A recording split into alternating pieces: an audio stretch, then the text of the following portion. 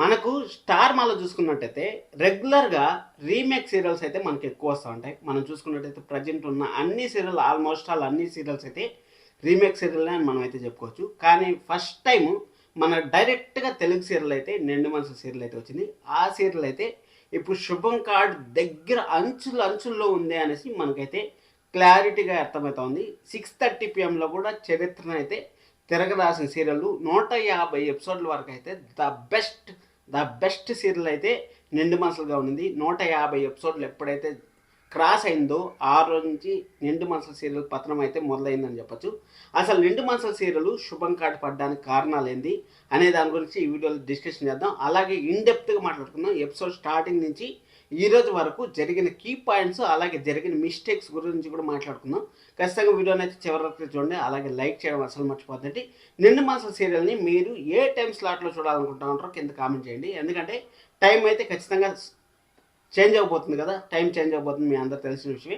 ఎందుకంటే గోదావరి అనే సీరియల్ దాదాపు 90 రోజుల పాటు హోల్డ్లో పెట్టి పెట్టి పెట్టి పెట్టి ఈరోజే మనకు అఫిషియల్గా అయితే అనౌన్స్మెంట్ అయితే వచ్చింది. 6:30 PM మే 11వ తారీఖు నుంచి అయితే గోదావరి సీరియల్ లాంచ్ చేస్తున్నాం అనేసి. అది గోదావరి సీరియల్ 6:30లో వస్తే మన నిండు మనసుల సీరియల్ మీరు ఏ టైంలో చూడాలనుకుంటా ఉంటారో కింద కామెంట్ చేయండి. ఫస్ట్ ఆఫ్ ఆల్ మనం మాట్లాడుకోవాల్సింది నిండు మనసుల సీరియల్ 6:30 PM గ్రాండ్గా అయితే లాంచ్ అయింది. ఫస్ట్ వీక్ 2-3 వీక్లు అయితే కొంచెం స్లోగా నడిచినా కానీ నరేషన్ టీఆర్పీ కూడా అటు ఇటు 5+, 6+ టీఆర్పీ వచ్చినా కానీ రాను స్టోరీలో అయితే మంచి డెవలప్మెంట్ అయితే కనపడిందని చెప్పొచ్చు. టీఆర్పీ కూడా 9+ అయితే క్రాస్ అయింది. 3 వారాల పాటు 4 వారాల పాటు క్రాస్ అయింది. ఎప్పుడైతే 150 ఎపిసోడ్లు క్రాస్ అయిందో ఆ ఘనా పెళ్ళి ఎప్పుడైతే మొదలైందో ఆ ఘనా పెళ్ళి నుంచి అయితే నిండు మనసుల సీరియల్ అనేది కంప్లీట్గా జీరో అయితే అయిపోయిందని మనం అయితే చెప్పొచ్చు. సార్ స్టార్టింగ్ ఎపిసోడ్స్లో స్టోరీ పరంగా మాట్లాడుకున్నట్టయితే స్టోరీలో ఏం లేదబ్బా, వాళ్ళ నాన్నగారి గురించి అయితే స్టోరీ మొదలైంది. అంటే వాళ్ళ నాన్నగారికి 2 భార్యలు అయితే ఉన్నారు. ప్రేరణ వాళ్ళ నాన్నగారికి అయితే 2 భార్యలు అయితే ఉన్నారు. 2 భార్యల్లో ఒక భార్య అయితే వైజాగ్లో ఉంది, ఒక భార్య అయితే హైదరాబాద్లో ఉంది. అక్కడ వాళ్ళ నాన్నగారికి యాక్సిడెంట్ జరిగిన తర్వాత వాళ్ళ నాన్నగారికి ఇంకొక ఫ్యామిలీ ఉందనేసి మన ప్రేరణకు తెలియడం, అలాగే అక్కడ ఘనాకు తెలియడం అంతా చాలా బాగుంది. ఎందుకంటే ఇక్కడ వాళ్ళ ఫ్యామిలీ కోసం కష్టపడతా ఉంటారు. ఓకే, మన సిద్ధుని కలిస్తే సిద్ధు వాళ్ళ అమ్మగారికి కూడా 2 హస్బెండ్స్ అయితే ఉన్నారు. ఒకరు వచ్చి ఇప్పుడు ప్రజెంట్ ఉన్న విజయానంద్ గారు, అలాగే ఇంకొకరు అయితే సిద్ధు వాళ్ళ నాన్నగారు అయితే చనిపోయారు. ఓకే, 2 ఫ్యామిలీస్ ఇక్కడ 2 ఫ్యామిలీస్ ఇక్కడ 2 ఫ్యామిలీస్ ఓకే. ఎందుకంటే ప్రతి ఒక్క సీరియల్లోనూ సహజంగా జరిగేది. ఇప్పుడు కార్తీక్ దీపంలో చూసుకున్నా కానీ మన కార్తీక్ వాళ్ళ నాన్నగారికి అయితే 2 ఫ్యామిలీస్ అయితే ఉన్నాయి. అలాగే మన గుండెండ గురిగెండలు కానీ చూసుకున్నట్టయితే మన రోహిణికి అయితే 2 ఫ్యామిలీస్ అయితే ఉన్నాయి. అది అయిపోయిన తర్వాత ఇంకా మనం ఏ సీరియల్ అబ్బా, ఇప్పుడు చిన్ని సీరియల్ చూసుకున్నట్టయితే ఒక ఫ్యామిలీ లేదండి. ఇంకా వేరే సీరియల్స్ ఇప్పుడు బ్రహ్మముడి చూసుకున్నా అందరికి మ్యాక్సిమం తెలుగు సీరియల్స్లో అట్టే 2 ఫ్యామిలీస్ అయితే ఉంటాయి. కాబట్టి అవి మనం పెద్దగా పట్టించుకోవాల్సిన పని లేదు.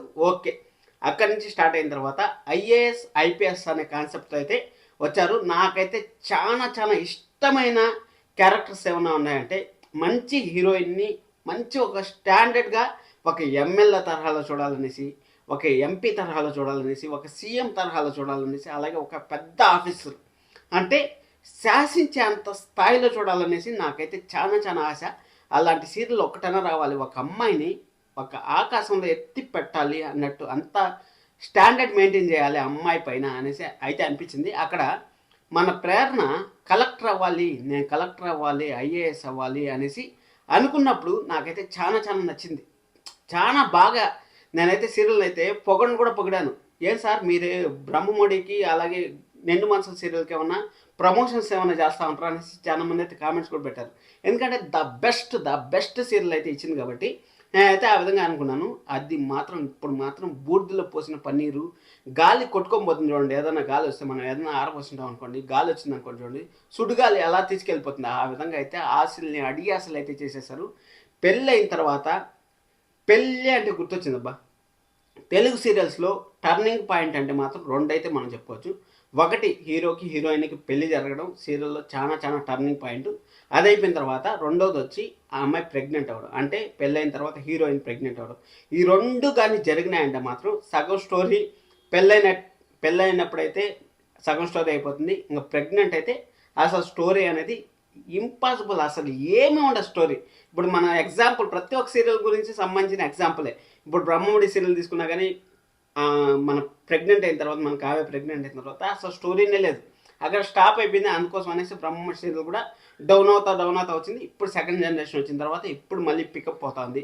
అదే అయిపోయిన తర్వాత కార్తీక్ దీపం చూసుకున్నట్టయితే ఎప్పుడైతే దీప ప్రెగ్నెంట్ అని తెలిందో ఆ రోజు నుంచి ఈ రోజు వరకు సీరియల్ అయితే ముందుకైతే జరగట్లేదు.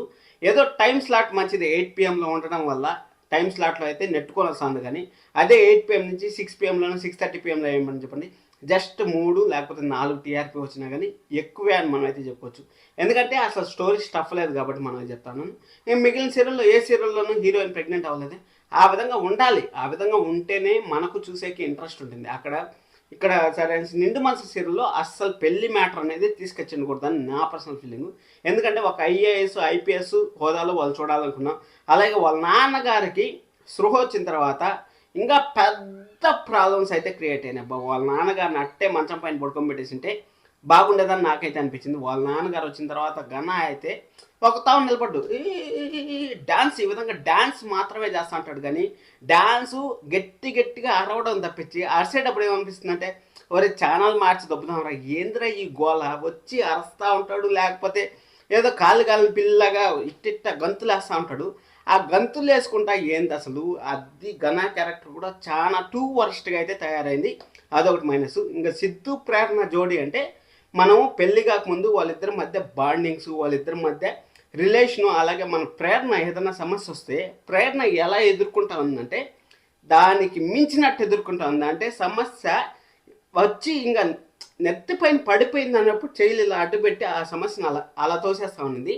అలా తోసేసే ప్రేరణ ఇప్పుడు ఒక కమిడియన్ కన్నా హీనంగా అయితే తయారైందని మనం అయితే చెప్పుకోవచ్చు. కమిడియన్ లాగా అయితే బిహేవ్ చేస్తాం. మనం కమిడియన్ అంటే ఏం చేస్తారు, మనల్ని జస్ట్ ఎంటర్టైన్మెంట్ చేయడానికి ఒక సైడ్ క్యారెక్టర్ లాగా మనం అయితే తీసుకుంటాం కదా. అదేవిధంగా ప్రేరణ క్యారెక్టర్ని అయితే ఒక కమిడియన్ అయితే చేసేస్తారు. అక్కడ విజయానంద్ గారు పెద్ద పవర్ఫుల్ విలన్ అనేసి ఫస్ట్ రోజు మనకైతే బెంజ్ కార్లో దిగి ఒక ఇంటికి పోయేసి ఆ ఇంటిని కబ్జా చేసుకొని ఓ విలన్ అంటే వీళ్ళరా అన్నట్టయితే చూపించారు. ఇప్పుడు ఆ విలన్ కూడా కమిడియన్ అయితే చేసేసారు. మన సిద్ధు అయితే టూ వర్స్ట్గా అయితే తయారయ్యారు. టూ వర్స్ట్గా అంటే ప్రేరణ అని పెళ్లి చేసుకుంటే ప్రేరణ ఒక మాట అంటే ఆ మాటను పట్టుకొని లాగి మన ప్రాణాలు అయితే తీశారబ్బా. నిజం చెప్తాను. ఇంకా ఘనా గురించి అయితే పెళ్ళి ఎప్పుడైతే ఘనాకి అలాగే సిద్ధు వాళ్ళ చెల్లికి పెళ్ళి అయితే కుదిరిందో ఆ రోజే సీరియల్ సగం అయితే పడిపోయిందని మనం అయితే చెప్పుకోవచ్చు. ఎక్కడ అన్వాంటెడ్ ట్రాక్లు మళ్ళీ సిద్ధుని ప్రేరణ అని ఆ కేసులో ఇరికించిన తర్వాత వాళ్ళని జైల్లో పెట్టాలనేసి అక్కడ పోలీస్ ఆఫీసర్ని తెచ్చి పోలీస్ ఆఫీసర్ ఊరికే భయపడినట్టు తెచ్చి అది కూడా అన్వాంటెడ్. అసలు స్టోరీకి సంబంధించిన ఎపిసోడ్స్ అయితే ఫస్ట్ 150 ఎపిసోడ్ 120 నుంచి 150 ఎపిసోడ్ల వరకు అయితే పర్ఫెక్ట్గా అయితే రన్ చేసుకుంటూ వచ్చే ద బెస్ట్ సీరియల్ అయితే అవుతా ఉంది. కానీ అక్కడి నుంచి ఎక్కడైతే ఘనా పెళ్ళి స్టార్ట్ అయిందో అక్కడి నుంచి సీరియల్ టూ వరస్ట్ ఆ విధంగా వరస్ట్ అయిపోయి ఈ రోజైతే శుభం కార్డు పడేదానికైతే దగ్గరగా వచ్చేసింది. శుభం కార్డు అనేసి ఎందుకంటా ఉన్నా అంటే ఇంకేం లేదబ్బా, 6 PMలో వచ్చిన సీరియల్ ఇప్పుడు మనం దాదాపు 2 సంవత్సరాల నుంచి చూసుకున్నట్టయితే ఒక్క సీరియల్ కూడా 3 నెలల మించి ఉండట్లేదు. కాబట్టి ఇంకా నిండు మనసు సీరియల్ కూడా 6 PMలోకి అయితే టెలికాస్ట్ అవుతుంది. ఇప్పుడు 6:30 PMలోనే అసలు TRP రావట్లేదు. ఇంకా 6 PMలోకి వస్తే ఇంకా 2+ TRP వచ్చే ఛాన్స్ అయితే వెరీ హైగా ఉంటుంది. కాబట్టి 2+ TRPతో అంత ప్రొడక్షన్ హౌస్ మెయింటైన్ చేయాలన్నా డబ్బులు ఖర్చు అవ్వాలన్నా ఎవరన్నా ఖర్చు పెట్టేకి వెనకాడతారు. కాబట్టి ఖచ్చితంగా 6 PM స్లాట్లో అయితే నిండు మనసు సీరియల్ జస్ట్ ఇప్పుడు ఒక 260 ఎపిసోడ్లు ఏమవుతా ఉంది అనుకుంటా. 260 ఎపిసోడ్లు ఇంకొక 3 months అంటే మనకు ఒక 80 ఎపిసోడ్స్ ఏమొస్తుంది, 80 ఎపిసోడ్స్ 70 ఎపిసోడ్స్ వస్తుంది.